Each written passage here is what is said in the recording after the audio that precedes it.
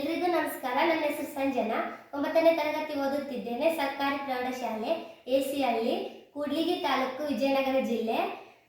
ನಾನು ನಿಮ್ಮೊಂದಿಗೆ ಒಂದು ವಿಚಾರವನ್ನು ಹಂಚಿಕೊಳ್ಳಲು ಬಯಸುತ್ತೇನೆ. ಅದೇನೆಂದರೆ, ಡಸ್ಟಿಂದ ಮುಕ್ತಿ ಪಡಿಬೇಕು. ಯಾವ ಥರ ಮುಕ್ತಿ ಪಡಿಬೋದು? ವೈಟ್ ಬೋರ್ಡ್ ಮತ್ತು ಮಾರ್ಕರ್ ಇದೆ ಇಲ್ಲ ಅಂತಲ್ಲ, ಮತ್ತೆ ಎಲ್ಲ ಸ್ಕೂಲಲ್ಲಿ ಇರಬೇಕಲ್ವಾ? ಅದಕ್ಕೇನೆ ಈ ಬ್ಲಾಕ್ ಬೋರ್ಡ್ ಇದೆ.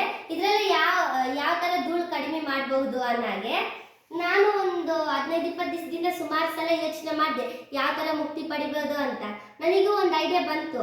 ಯಾವ ಥರ ಅಂದರೆ, ಅದಕ್ಕೆ ಎರಡೇ ಪರಿಹಾರಗಳು ಬೇಕಾಗ್ತವೆ. ಸ್ವಲ್ಪ ನೀರು, ಒಂದು ಬಟ್ಟೆ.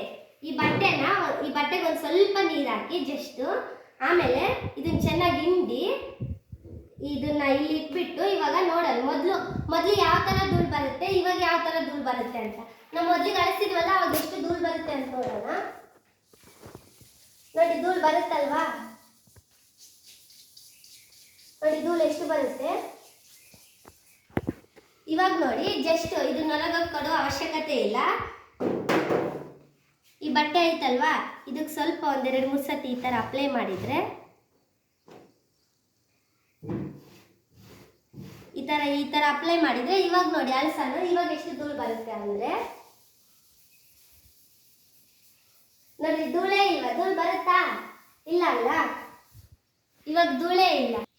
ಇಷ್ಟಕ್ಕೆ ಮುಗಿತಿದ್ದಿಲ್ಲ. ನಾವು ಇವಾಗ ಹೋಗಿ ಹೊರಗೆ ಕೊಡುವುದು, ಗೋಡೆ ಕೊಡುವುದು ಮಾಡ್ತಿದ್ವಿ. ಮತ್ತೆ ನನಗೆ ಧೂಳು ಬರ್ತಿತ್ತು, ಮತ್ತೆ ಪೇಂಟ್ ಎಲ್ಲ ಹಾಳಾಗ್ತಿತ್ತು. ಅದಕ್ಕಾಗಿ ಜಸ್ಟ್ ಇವಾಗ 1-2-3 ಸತಿ ಹಿಂಗೆ ಅಪ್ಲೈ ಮಾಡಿದರೆ ಮುಗ್ದೇ ಹೋಯಿತು. ಇಷ್ಟೇ, 1-2-3 ಸತಿ ಅಪ್ಲೈ ಮಾಡಿ ಹಿಂಗೆ ಇಕ್ಕಿದ್ರೆ ಮುಗ್ದೇ ಹೋಯಿತು.